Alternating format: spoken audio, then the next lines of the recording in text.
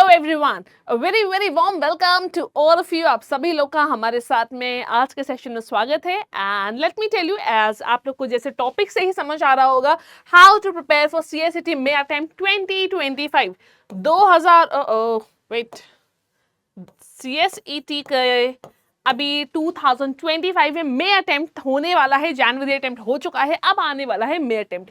कैसे तैयारी करनी है, क्या हमारी स्ट्रैटेजी होनी चाहिए, हम वो सब कुछ यहाँ पर समझेंगे। क्या हमारा स्टडी प्लान होना चाहिए, एवरीथिंग, मॉर्निंग क्या पढ़ना चाहिए, इवनिंग क्या पढ़ना चाहिए, नोट्स कैसे प्रिपेयर करने चाहिए, सब कुछ हम यहाँ पर समझने वाले हैं।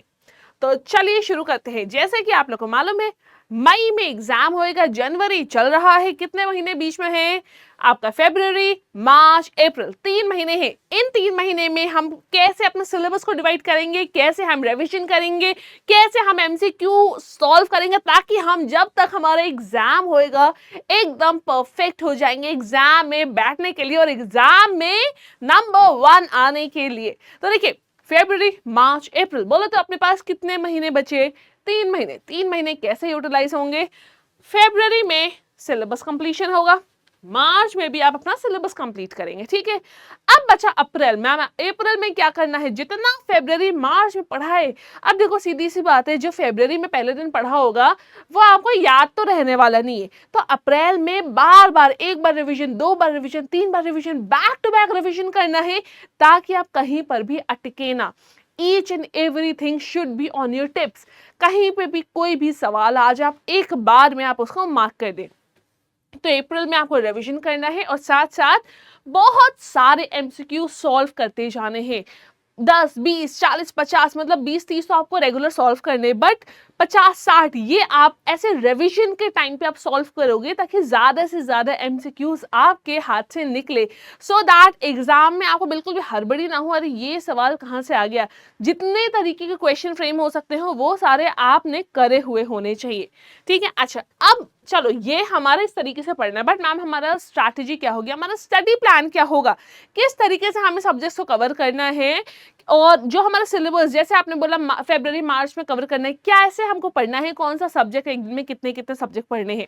देखो, per day you have to target, आप 2 सब्जेक्ट एक दिन में करो। 2 सब्जेक्ट एक दिन में कैसे? एक आप थ्योरी सब्जेक्ट उठाओ, एक आप प्रैक्टिकल सब्जेक्ट उठाओ। यानी प्रैक्टिकल बोले तो जहां पे प्रैक्टिस की जरूरत होती है, जैसे लॉजिकल रीजनिंग हो गया, जैसे आपका ये क्वांटिटेटिव एप्टीट्यूड हो गया। तो एक आपने थ्योरी वाला सब्जेक्ट उठा लिया, एक आपने थ्योरी या कंसेप्चुअल उठा लिया, और एक आपने प्रैक्टिस वाले सब्जेक्ट उठा लिया। 2 सब्जेक्ट आप एक दिन में कवर करोगे। ओहो, ये तो देखो बिगड़ गया, जस्ट अभी बिगड़ा है। ओके, जस्ट अ मोमेंट, ये देखो यहां से बिगड़ा है। ओके, आ गया। ये हमने बता दिया, ये बता दिया, ये बता दिया। अब देखो स्टडी प्लान क्या है। 2 सब्जेक्ट आपको एक दिन में कवर करने हैं, जिसमें मॉर्निंग के टाइम पे, क्योंकि मॉर्निंग में होता क्या है, हमारा माइंड एकदम फ्रेश होता है, हम जो पढ़ते हैं हमको माइंड में वो चीज रिटेन रहती है। तो मॉर्निंग के टाइम पे ना हमेशा जो भी याद करने वाली चीजें होती हैं वो करनी चाहिए। जो बहुत ज्यादा समझने वाली चीजें होती है, थोड़ी कॉम्प्लेक्स चीजें होती है, कंसेप्चुअल चीजें होती हैं, मॉर्निंग के टाइम हमेशा वही पढ़ना चाहिए। आपको याद होगा हमारे जितने बड़े हैं ना, सब यही कहते हैं, भाई सुबह उठ के पढ़ा करो। पता नहीं आज के बच्चों का क्या है, रात में पढ़ने लगते हैं, यही बोलते हैं ना। तो सुबह उठ के पढ़ना चाहिए, क्योंकि सुबह हम जो पढ़ते हैं हमारी फ्रेश एनर्जी से हम पढ़ते हैं, और जितनी चीजें होती है हमको तुरंत तुरंत समझ में आती जाती है। तो मॉर्निंग में आप पढ़ो अपना थ्योरी सब्जेक्ट, कंसेप्चुअल सब्जेक्ट्स, ये आप मॉर्निंग के लिए टारगेट करो, ठीक है। इवनिंग के टाइम पे जो भी आपके प्रैक्टिस वाले सब्जेक्ट हैं आपको वो उठाना है। प्रैक्टिस वाले जैसे मैंने आपको बताया, क्वांटिटेटिव एप्टीट्यूड आपका हो गया, लॉजिकल रीजनिंग आपका हो गया, ये आपके प्रैक्टिस के सब्जेक्ट हुए। अच्छा, अब नाइट टाइम पे current affairs is mandatory, regularly current affairs, regular का रोज आप पढ़ो। क्या क्या नए अपॉइंटमेंट हुए हैं देश में, क्या नई चीजें हुई हैं, रोज का रोज करंट अफेयर पढ़ो, ठीक है। तो नाइट टाइम करंट अफेयर पढ़ना ही पढ़ना है, एक बार पूरे दिन की न्यूज को एक बार गो थ्रू करिए, ठीक है। अच्छा, दूसरी चीज, हमारा स्टडी सोर्स क्या होना चाहिए। देखिए, स्टडी सोर्स सबसे पहले तो जो ICSI ने मटेरियल दिया है, स्टडी मटेरियल दिया है, रेफरेंस मटेरियल्स दिए हैं, आपका वो स्टडी सोर्स होना चाहिए। एंड अलोंग विद दैट, जब आप लोग के क्लासेस स्टार्ट हो जाएंगी तो जो हमारी ऑनलाइन क्लासेस है वो आपका स्टडी सोर्स होना चाहिए। मतलब ये दोनों ही चीजें, I am not saying any one of it, दोनों ही चीजें आपके पास में होनी चाहिए, ठीक है। एंड दोस्त जो सोच रहे हैं कि हम सेल्फ स्टडी करेंगे, तो बेटा आप लोग भी सेल्फ स्टडी करिए, बट जो आईसीएसआई का स्टडी मटेरियल है उसको जरूर से पढ़िएगा, बिकॉज वो बहुत डिटेल्ड होता है एंड एग्जाम सेंट्रिक होता है। तो स्टडी सोर्स आपका आईसीएसआई का study material, reference materials and online classes, and along with that एक और चीज यहाँ मैंने छोड़ दी है, ई बुलेटिन्स भी करने हैं। आईसीएसआई की जो भी अपडेट्स आती हैं आपको पता होनी चाहिए। चलिए स्टडी, ओ ये तो 2 बार लिख गया है, कोई बात नहीं, कोई बात नहीं, ये हमारा हो गया है। अब प्रैक्टिस हमें रेगुलर, हम बाद में तो प्रैक्टिस करेंगे ही अप्रैल के मंथ में, बट एज ऑफ नाउ जो कि हम पढ़ते जा रहे हैं, अब अगर सिर्फ पढ़ते जाएंगे और हम उसको प्रैक्टिस नहीं करेंगे तो हम गो थ्रू नहीं कर पाएंगे, हम अपनी उस चीज को हैबिट में नहीं ला पाएंगे और हम कुछ टाइम बाद उसको भूल जाएंगे।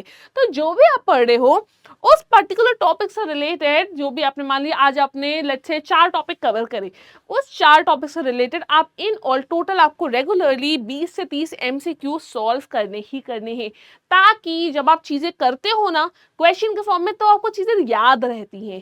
सो once you have done, evening time पे जब आप अपना प्रैक्टिस वाला कर रहे हो ना, जब आप प्रैक्टिस वाला सब्जेक्ट कर रहे हो, उसी टाइम पे जो मॉर्निंग में आपने पढ़ा था उसको भी आप प्रैक्टिस करिए, उसके भी MCQs को सॉल्व करिए, एंड जो जितना भी आपने एक हफ्ते में पढ़ा है उसके MCQ सॉल्व करिए एंड मॉक एक दीजिए, एक मॉक टेस्ट लगाइए, ताकि आपको एग्जैक्ट एनालिसिस पता चले कि आपकी तैयारी कैसी चल रही है, कितना आप आगे बढ़ते जा रहे हैं अपनी तैयारी में।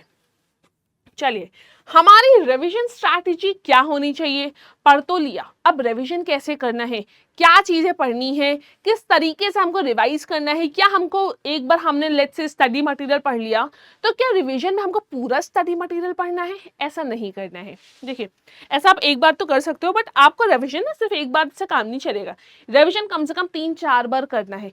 तो जब आप पढ़ाई कर रहे हैं तो जितने भी आपका कंसेप्चुअल टॉपिक्स हैं, जो भी ऐसे कंसेप्ट वाली चीजें हैं, आप साथ में फ्लो चार्ट बनाते हुए चलिए, फ्लो चार्ट बनाते हुए चलिए, डायग्राम्स बनाते हुए चलिए अपनी ईज ऑफ अंडरस्टैंडिंग के लिए, ताकि जब आप उसको दोबारा से आपको रिवाइज करना हो तो आप सिर्फ डायग्राम समझो, instead of reading that complete theory, आप डायग्राम समझो, आप फ्लो चार्ट को देखो और आपको रिकॉल हो जाए कि आपने एग्जैक्टली क्या पढ़ा था।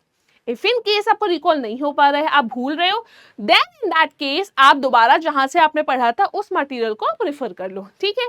तो कंसेप्चुअल टॉपिक को हमें कैसे पढ़ना है, with the help of diagrams and flow charts, diagrams बना लिए, फ्लो चार्ट्स बना लिए।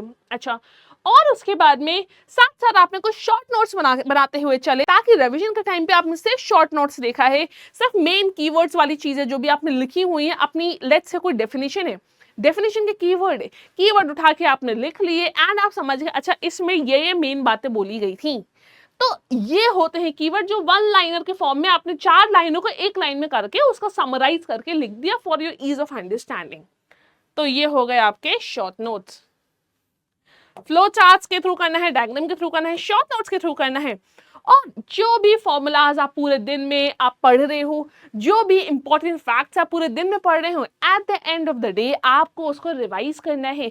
क्योंकि आपको बताएं जब भी हम कोई भी नई चीज पढ़ते हैं ना, जब हम पहली बार पढ़ते हैं हमारा ह्यूमन माइंड सिर्फ 21 या 22% ही उसको रिटेन कर पाता है।